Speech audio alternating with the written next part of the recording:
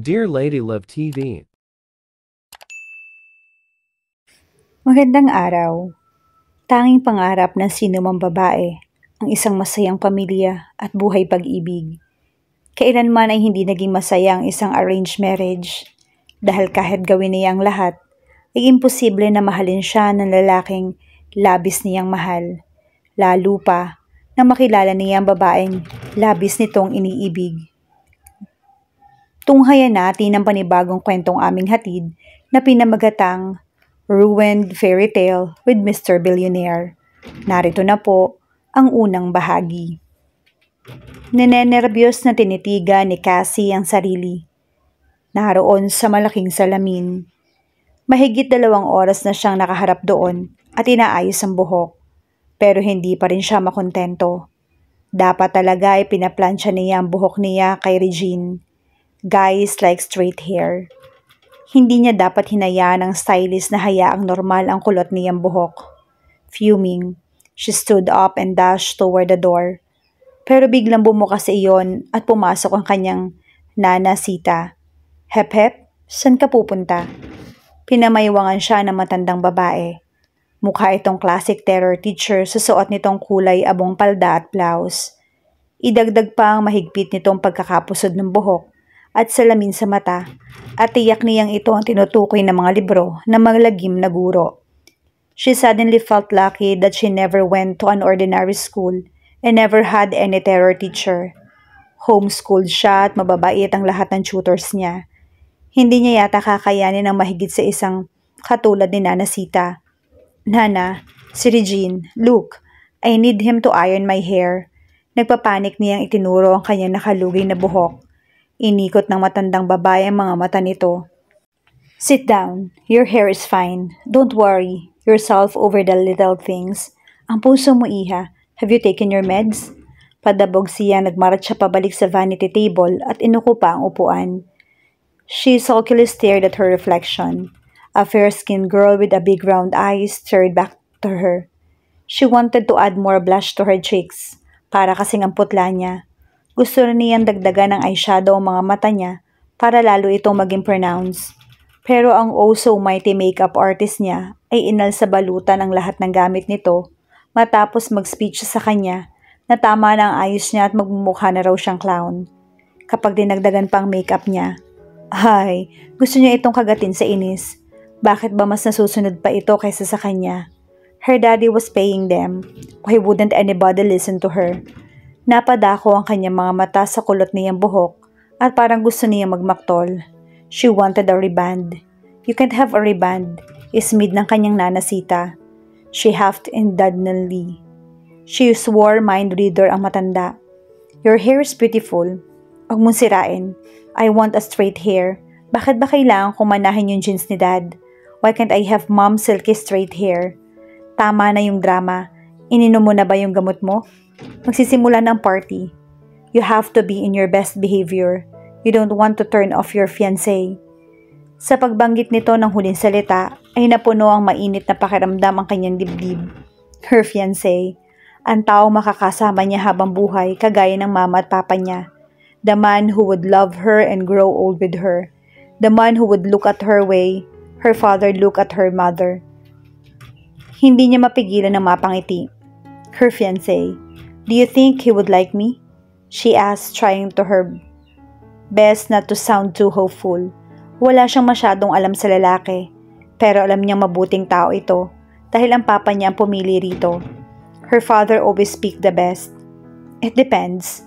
Kung magiging bratty ka katulad ngayon, malamang hindi. Namaywang ang matandang babae. Don't say that, Nana. You're going to jinx me, she cried out. Muling inikot ng matandang babae ang mga mata nito. Shasha, halika na. Your parents are waiting in their suite. Oh, nagkakalimutan, ininom mo na ba yung gamot mo ha? Bahagyan na ningkit ang mga mata nito sa kanya. Siya naman na nag-ikot ng mga mata. She already turned 20 last week but they still treated her like she was 5. Tingin yata ng mga ito ay siya pa rin ang premature baby na hindi kayang huminga ng walang ventilator. I already did, Nana. Tumayo na siya at tinungo ang pinto. Ngunit bago lumabas ay muli siyang humarap sa matanda. Patawag naman kay Regine, oh. It would be just super fast, Nana. Paplansyahin lang niya. No, tinulak na siya nito palabas. She found her parents in their suite, cuddling each other in the couch. Nagkunwari siyang nagsusuka at exaggerated na hinawakan niya ang dibdib na para bang hindi siya makahinga. Oh God, stop please. Tili niya at tinakpan ang kanyang mga mata.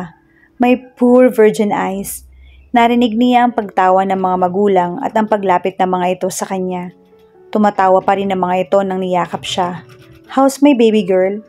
Hinawakan siya sa tuktok ng ama. She looked up at her father's warm brown eyes and she smiled back. Mahigit 50 na ito, pero makisig pa rin at puno ng enerhiya.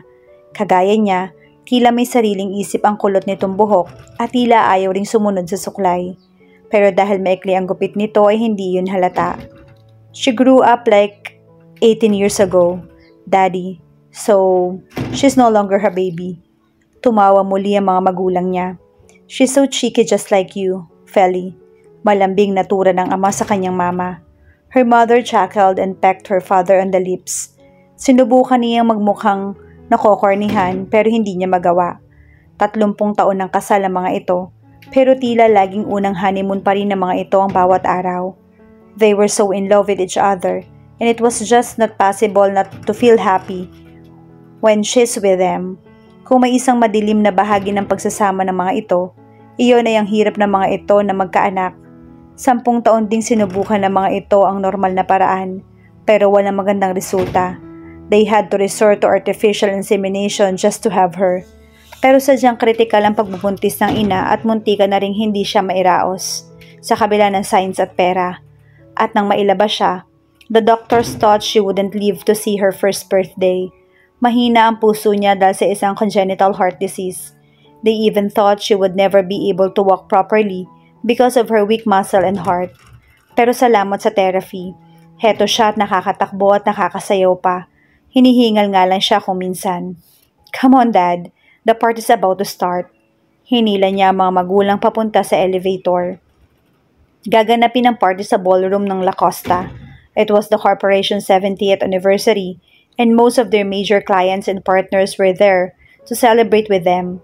Nakabook ang mahigit kalahati sa mga silid ng hotel para sa mga bisita nila ng gabing iyon. Pagkapasok sa lift ay hindi niya napigilan lukubin ng kaba. Napuno siya ng pag-aalala tungkol sa kanyang fiancé. Would he like her hair, her dress, her makeup? Kinagat niya ang labi at pinagmasdan ang refleksyon sa salamin ng elevator. She was wearing white chiffon halter dress that was snug in her breast area but flowed loosely below her hips. Backless yung damit, pero nakalugay ang mahaba niyang buhok, kaya natakpan din niyon ang likod niya. Medyo hantad ang cleavage niya, pero tingin niya nabawi ng haba ng damit ang pagkababa ng neckline niya. Lagpas tuhod ng bestida at opinyon niya ay sapat iyon para magmukha siyang kagalang-galang pa rin. Where is the rest of your dress? Nakataas ang kilay ng kanyang ama na para bang ngayon lang napansin ang suot niya. She rolled her eyes. Naiwan sa butik. Humalukip-kip ito at akmang sesermonan siya pero maagap na dinantay ng kanyang mama ang kamay sa dibdib nito. Don't be a party popper. She's beautiful in that dress. She beamed at her beautiful mother. Magkasing edad ang mga magulang niya, pero tila ilang taon lang ang tanda sa kanya ng ina.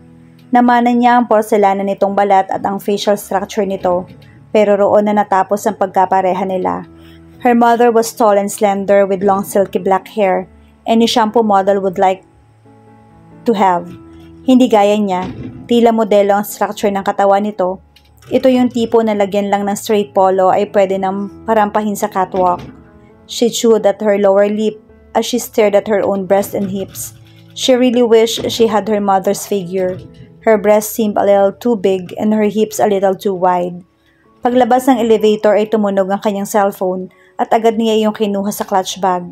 Ito was Sedi, ang apo ni Nana Sita na kababata rin niya. Malapad siyang umiti at sinagot ang tawag. Don't call me that. Reklamo ng binata sa kabilang linya. Tumawa ang mga magulang niya at ngumiti siya. So what's up, Sedi Bear? Umungol ang kababata at lumapad ang ngiti niya. Still reviewing for the finals. Jan, kumusta na? Happy even without you. Nakangiting ani niya habang naglalakad siya sa eleganting hallway ng hotel. Sarkastiko itong tumawa. Malakas din siyang tumawa. Nakikinikinita na niya ang ekspresyon ng mukha nito. Sigurado siya nakasibangon ito habang nakahiga sa kama.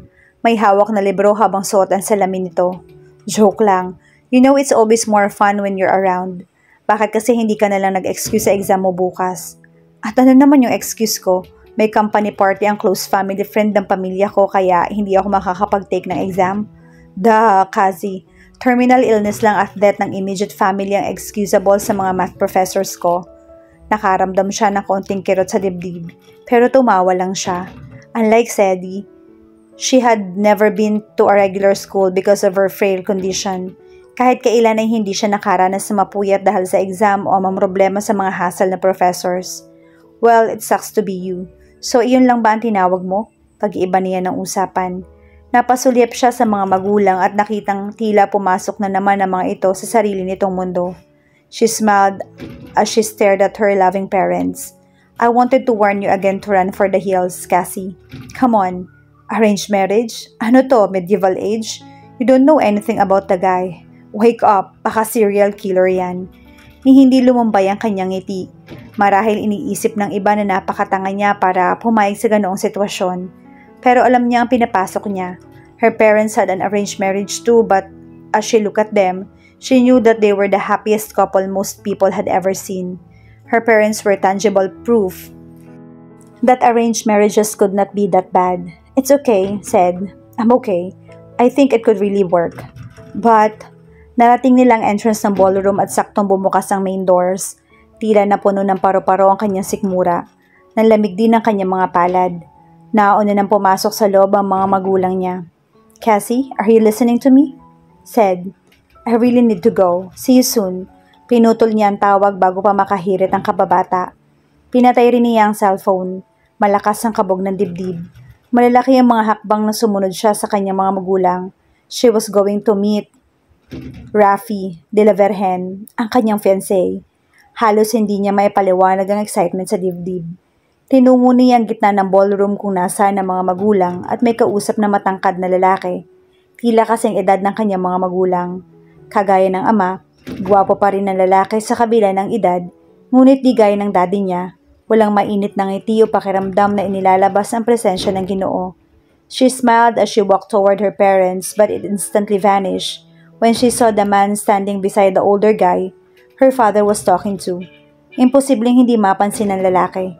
It was as if he had a gravitational pull of his own.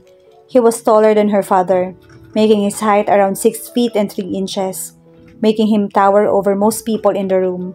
He had a short wavy dark hair that curled around his collar. It was thick and looked so soft and she wondered what it would feel like to bury her fingers in his hair. Namula siya ng pinagmasa ng mukha nito. He was beautiful, in a wild and dangerous way. His bone structure was very strong and masculine, from his patrician forehead, straight nose, cheekbones, and chiseled jaw, to his broad shoulder and long powerful legs clad in the soft materials of his pants. Tanging ang mahahabang pilikmata lamang nito at malambot na labi ay nagbibigay ng kaunting lamlam sa matigas nitong anyo. She swallowed hard as she neared the man. Her legs quivered as if her strength was being sucked away from her. The man looked up and their eyes locked. Tila may bumara sa kanyang lalamunan. His eyes were a rich brown color, like dark chocolate or a pool of endless abyss. Oh, here's my beautiful daughter, her father exclaimed. Hinawakan siya sa braso ng kanyang mami. Gentlemen, this is my only child, Cassie Ina Lacosta. Cassie, this is the man we were talking about. This is Rafi de la Vergen, and this is his father, our future business partner, Carlo de la Vergen. Pakilala ng kanyang daddy. Tila nakalimutan niya na may dila siya dahil nanatili lamang siya nakatitig kay Rafi. He was staring back at her as well. His dark eyes were cold and unreadable beneath the hall's golden light. Cassie, dear, huwag mo masyadong titigan, baka matunaw. Pasimpleng usal ng kanyang mami. Lalong namula ang kanyang mga pisngi at agad niyang binawi ang tingin sa binata. She wanted to smack herself. Way to go, Cassie. She was practically drooling over him. Hi, it's nice to meet you, sir. Agad siyang ngumiti. Nang masigla sa nakatatandang de la Vergen para pagtakpan ang kanyang pamumula, the older man chuckled and took her hand. It's nice to meet you too. But please call me uncle for now. We are going to be family soon. She felt her cheeks burn ever hotter at the implication of the man's words. Sinulya pa niya ang binatang katabi nito at parang may malamig na kamay na humawak sa kanyang sikmura nang makita ang matigas nitong anyo. His strong jaw was clenched hard and she could see the tension in his stiff shoulders and back. He looked like a tightly coiled spring ready to snap any minute. He was angry. His cold eyes flickered toward her, and she suddenly felt like a little rabbit trapped by a big bad wolf. "It's nice to meet you, Cassie." His deep masculine voice sluiced through her spine like a cold burning liquid. It's nice to meet you too." Halos magbuhol ang dila niya. "Well, you two better take a seat now. Babatiin lang namin ang ibang mga kaibigan namin." Wala na siyang nagawa ng bahagya niyang itulak ng kanyang mami palapit kay Rafi. Gusto niya sanang umatras at sumama sa mga magulang, pero agad nang tumalikod ang mga ito papunta sa umpok ng mga business associates ng mga ito. Sumama rin ang ama niya. "We might as well take our seats now." His voice was still cold and emotionless. So was the hand that firmly held her elbow. Like any gentleman, he held out the chair for her and gently pushed it forward as she sat down. Pagkatapos ay umupo ito sa tabi niya. She stiffly sat beside him. Nanatili itong tahimik at walang ekspresyon na nakatitig lamang sa harapan. Mataman siyang tumitig sa kanyang mga kamay. This was not how she thought things would turn out. He was not supposed to be with his cold. Puwersa niya ng sariling tingnan muli ang lalaki. Nakatiimbag ang ito at tila nasa malayo ang isip. Her heart clenched painfully. Anong iniisip nito para maging ganito kaseryoso ang itsura nito? Wala ito sa tabi niya sa mga oras na yun, sigurado siya. Nararamdaman niya ang pamumuo ng luha pero mabilis siyang kumura para pigilan iyon. Gusto niyang kutusan ang sarili. What was wrong with her? She was such a pathetic crybaby. Ito lang ay umiiyak na siya. She was giving up so fast. Mabilis siyang humugot ng hangin at hinarap ang lalaki. "You're a molecular biologist, right?" Wari nagulat ito at napatingin sa kanya. His dark eyes suddenly looked suspicious. "What? You're a molecular biologist, right?" Kumunot ito na tila ba isiyang bagong species ng halaman na ngayon lang nito nakita. "Yes." Maingat nitong sagot na tila ba hinihintay nitong bumuga siya ng lason. "So, what do you do for work?" Natigilan ito roon. Pagkatapos ay bahagyang tumaas ang sulok ng mga labi. Hindi niya napigilan ang pagbilis ng tibok ng puso. She had such a sensual mouth. It was full and so soft-looking. She wondered what it would feel like to touch them. Muling nag-init ng kanyang mga pisngi. Kukurutin siya sa singit ni Nana kapag nalaman nito ang mga iniisip niya. "What? Your father didn't tell you?" May pang-uuyam at panunuri sa tinig nito at muntikan na naman siyang tumupi. Lumunok siya. "Well, Daddy offered to tell me but I wanted to ask you personally. I mean, ang alam ko lang ay 30 years old ka na at graduate ka ng molecular biology sa UP. Yun lang. The rest I wanted to know directly from you. Tingin ko kasi mas okay yon kaysa malaman sa iba. It didn't seem right." Tumawa ito at lalong namula mga pisngi niya. Pero sa pagkakataong ito, ay hindi yun dahil sa atraksyon niya sa binata. He was laughing at her as if she had an IQ of a flower pot. "And this arranged marriage, tingin mo ba ay tama to?" The harshness of his tone left her speechless. Nobody had ever talked to her like this before. The land in Santa Maria can be developed into a resort with no problem. Pinuko ng boses ng kanyang ama ang buhol-buhol niyang diwa. Hindi niya namalay na kalapit na mga ito sa kanilang mesa. Umupo ang mga ito at nagpatuloy sa diskusyon tungkol sa lupa at negosyo. Iniibos ng binata ang titig sa kanya at pinukol muli sa harapan. She clenched her fist and stared at her lap. Her chest constricted painfully with emotions, so raw and so foreign. It left her lost and confused as well. Nanatiling ganoon ang pakiramdam niya hanggang sa matapos ang buong programa.